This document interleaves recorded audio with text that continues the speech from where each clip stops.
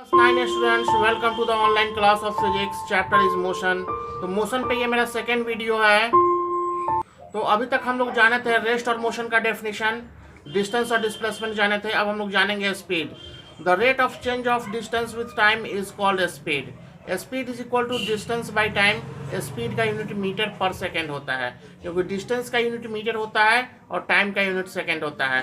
तो distance by time यानी metre by second, metre per second. उसी तरह से हम लोग जानेंगे uniform speed. A body is said to be moving with uniform speed if it covers equal distances in equal interval of time throughout its motion. Equal distances in equal interval of time में जब cover करेगा तो हम बोलेंगे कि speed uniform है, और जब unequal distances in equal interval of time में जब कवर करेगा तो उसको हम बोलेंगे नॉन यूनिफॉर्म और वेरिएबल स्पीड है। ओके स्टूडेंट्स, अब हम लोग वेलोसिटी पे आते हैं। The rate of change of displacement is called velocity. The rate of change of displacement is called velocity. If a body travel in a specified direction in unit time, it is called velocity. Velocity का formula होता है velocity is equal to displacement by time, यानी distance with specified direction by time. इसका भी unit metre per second ही होता है। तो वेलोसिटी के बारे में जाने। यूनिफॉर्म वेलोसिटी क्या कहलाता है? A body travels equal distances in equal interval of time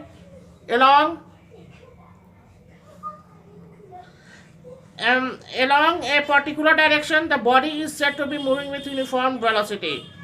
अगर मैग्नीट्यूड चेंज करता है और तो वेलोसिटी चेंज होगा, या डायरेक्शन चेंज करता है तो भी वेलोसिटी चेंज होगा, या दोनों चेंज होता है तो भी वेलोसिटी चेंज होगा।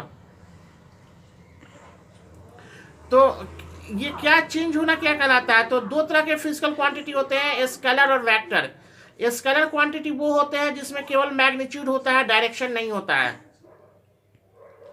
जैसे डिस्टेंस 5 किलोमीटर, किस डायरेक्शन में 5 किलोमीटर है कोई पता नहीं चलता है, तो हम लोग बोलेंगे कि डिस्टेंस एक स्केलर क्वांटिटी है। अब बोलेंगे डिस्प्लेसमेंट 5 किलोमीटर टुवर्ड्स नॉर्थ, तो इसमें यह पता चलता है कि 5 किलोमीटर नॉर्थ की दिशा में, तो ये इसलिए ये वेक्टर क्वांटिटी हो गया। तो ऐसा फिजिकल क्वांटिटी जिसमें मैग्नीट्यूड भी हो और डायरेक्शन भी हो तो वो डिस्प्लेसमेंट कहलाता है। ऐसा फिजिकल क्वांटिटी जिसमें केवल मैग्नीट्यूड हो वो स्केलर क्वांटिटी कहलाता है। तो ये कॉन्सेप्ट क्लियर हो गया है स्केलर और वेक्टर का। अब हम लोग आते हैं एवरेज स्पीड और स्पीड पे। जैसे मान लीजिए कि आज 7 बजे हम पटना से चले रांची के लिए, कल सुबह में 7 बजे पहुंचे रांची। डिस्टेंस मान लीजिए कि 1200 किलोमीटर है, तो और बीच में 2 घंटे का रेस्ट लिए खाना खाने के लिए बिहार शरीफ में। तो क्या हुआ, गाड़ी चली 10 घंटे के लिए, टाइम लगा 12 घंटा। तो क्या होगा, एवरेज स्पीड में total distance by total time होता है। 1200 किलोमीटर बाई 12 घंटा बोलेंगे तो 100 kilometre per hour average speed हुआ, और जहां की स्पीड हुआ 1200 किलोमीटर बाई 10 आवर, यानी 120 किलोमीटर पर आवर। तो दोनों में डिफरेंस समझना होगा, दोनों का कॉन्सेप्ट क्लियर होना चाहिए। एवरेज स्पीड में total distance by total time होता है, रुका हुआ टाइम भी काउंट होता है, और स्पीड में जितना देर तक गाड़ी चली वही काउंट होता है। तो उसी तरह से average velocity, if the velocity of a body moving in a particular direction changes with time, the ratio of displacement to the time taken in whole journey is called average velocity. समझ गए ना? अब हम लोग को जानना है acceleration और रिटार्डेशन के बारे में। The rate of change of velocity is called acceleration. The rate of change of velocity is called acceleration. Change of velocity, तो वेलोसिटी बढ़ भी सकता है, वेलोसिटी घट सकता है। तो वेलोसिटी बढ़ेगा तो उसको एक्सीलरेशन बोलेंगे, वेलोसिटी घटेगा तो उसको रिटार्डेशन बोलेंगे। और द रेट ऑफ टाइम के साथ वेलोसिटी का बढ़ना एक्सीलरेशन कहलाता है, और टाइम के साथ वेलोसिटी का घटना रिटार्डेशन कहलाता है। जैसे मान लीजिए कि गाड़ी स्टेशन पे आ रही है, तो वो क्या होगा, ग्रेजुअली वो धीरे धीरे रुक रही है, टाइम के साथ उसका वेलोसिटी कम हो रहा है। तो यहाँ पे रिटार्ड हो रही है और एक समय ऐसा आता है कि उसका वेलोसिटी 0 हो जाता है और गाड़ी रुक जाती है। स्टेशन से जब गाड़ी छूटती है तो वो क्या होता है, ग्रेजुअली उसका स्पीड वेलोसिटी बढ़ते जाता है और हम लोग बोलेंगे कि एक्सिलरेट हो रही है, गाड़ी एक्सिलरेट हो रही है। तो एक्सिलेशन क्या हुआ, acceleration is equal to change in velocity by time. Change in velocity मतलब final velocity minus initial velocity by time. Final velocity को v से डिनोट करते हैं, इनिशियल वेलोसिटी को u से डिनोट करते हैं बाय t। तो a is equal to v minus u by T.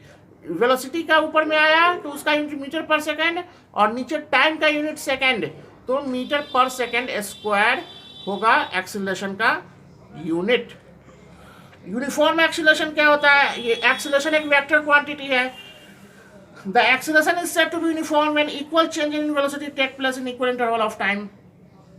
Equal change in velocity take place in equal interval of time तो यूनिफॉर्म एक्सीलरेशन बोलेंगे। और if the change in velocity is not the same in same interval of time the acceleration is said to be variable. Same interval of time में same velocity changing नहीं हो रहा है तो उसको वेरिएबल एक्सीलरेशन बोलेंगे। तो अब हम लोग एक्सीलरेशन एक वेक्टर क्वांटिटी है, चूंकि डिस्प्लेसमेंट एक वेक्टर क्वांटिटी है, वेलोसिटी एक वेक्टर क्वांटिटी है, डिस्प्लेसमेंट एक वेक्टर क्वांटिटी है, इसलिए एक्सीलरेशन भी एक वेक्टर क्वांटिटी है। ये किसी डायरेक्शन में होता है। और अब हम लोग जानेंगे acceleration due to gravity small g. क्या कहते हैं, when a body falls freely under gravity the acceleration produced in a body due to Earth's gravitational attraction is called the acceleration due to gravity. It is generally denoted by the letter g. If the body falls down, its velocity increases with time. So the acceleration is positive g. While if a body moves vertically upward, its velocity decreases with time. So the acceleration is negative g. तो average value क्या होता है acceleration due to gravity का, acceleration due to gravity small g का value 9.8 approx 10 metre per second square होता है। अब देखिए ये कैसे वर्क करता है। अगर मान लीजिए 100 मीटर पर सेकेंड के वेलोसिटी से फेंक रहे हैं नीचे, तो एक सेकेंड बाद 100 में से 9.10 कम हो जाएगा, 90 होगा। सेकेंड में 80 होगा, थर्ड सेकेंड में 70 होगा, फोर्थ सेकेंड में 60 होगा, फिफ्थ सेकेंड में 50 होगा। इस तरह से ग्रेजुअली वो क्या होगा, हर एक सेकेंड 10 मीटर पर सेकेंड के रेट से घटता जाएगा और जब 0 हो जाएगा तो उसका मैक्सिमम हाइट होगा और वहां से बॉडी फॉल करना नीचे शुरू होगा। वैसे ही ऊपर से अगर 0 वेलोसिटी है वहां से गिराते हैं रेस्ट से, इनिशियल वेलोसिटी 0 है तो एक सेकेंड बाद उसका 10 मीटर पर सेकेंड हो जाएगा वेलोसिटी। फिर अगले सेकेंड सेकेंड में वो 20 मीटर पर सेकेंड हो जाएगा, फिर उसके अगले में 30 हो जाएगा, फिर अगले में 40 हो जाएगा। इस तरह से वो ग्रेजुअली बढ़ता जाएगा, यानी एक्सिलरेट करता जाएगा। लेकिन एक्सीलरेशन ड्यू टू ग्रेविटी जो है वो मास से इंडिपेंडेंट होता है, मास का उस पर कोई इफेक्ट नहीं पड़ता है। जैसे एग्जाम्पल में आप देख सकते हैं, गैलीलियो ने एक एक्सपेरिमेंट किया था, बताया था कि एक इतना बड़ा पत्थर ले और एक इतना छोटा पंख ले, चिड़िया का पंख, दोनों को एक साथ गिराए ऊंचाई से तो दोनों एक साथ गिरेगा। लेकिन चिड़िया का पंख क्यों धीरे धीरे गिरता है, क्योंकि एयर रेसिस्टेंस से, एयर फ्रिक्शन से वो क्या होता है, तैरने लगता है और धीरे धीरे गिरता है। अगर वैक्यूम हो, कुछ भी ना हो, तो दोनों एक साथ गिरेगा, दोनों एक साथ गिरेगा। इसका मतलब क्या है कि small g does not depend on the mass of the body, hence if the two bodies of different masses are simultaneously dropped from a height, both will reach the ground simultaneously if the effect of air is neglected. buoyancy ना हो, force friction ना हो air का, तो दोनों एक साथ गिरेगा। तो ये कुछ डिफिनेशंस थे, मैंने आपको बता दिया। यूनिफॉर्म नॉन यूनिफॉर्म मोशन के बारे में आप जानिए। A body said to have uniform motion when it travel equal distance in equal interval of time, ये मैंने बता दिया। नॉन यूनिफॉर्म स्पीड भी बता दिया, एवरेज स्पीड भी बता दिया, वेलोसिटी भी बता दिया, कांस्टेंट स्पीड भी, नॉन यूनिफॉर्म मोशन भी बता दिया, uniform velocity non uniform velocity भी बता दिया। स्टूडेंट्स, तो अब हम लोग हम लोग आ जाते हैं ग्राफ पे। तो कॉपी पे देखिए स्टूडेंट्स प्लीज। ओके स्टूडेंट्स, तो ग्राफिकल रिप्रेजेंटेशन देखते हैं।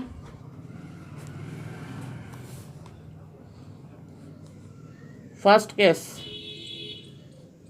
होता है displacement time graph.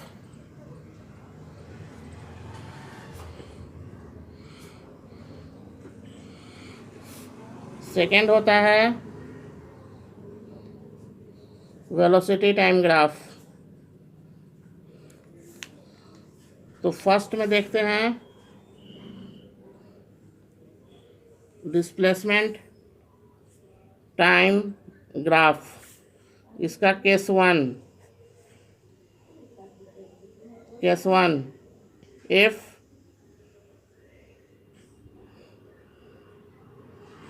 displacement time graph is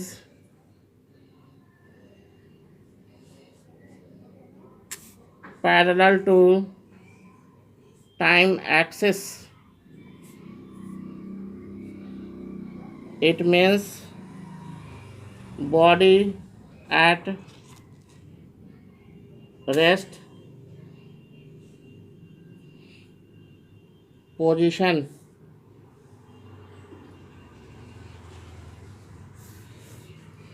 y axis x axis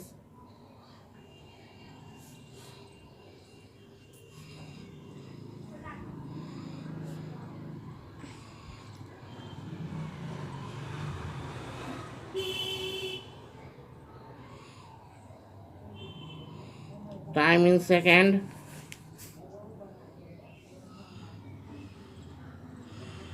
displacement in meter.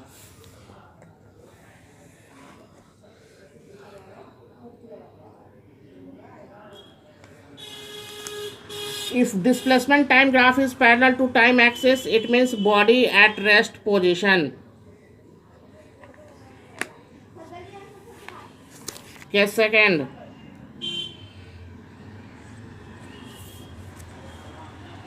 if displacement time graph is inclined to time axis, it means body is in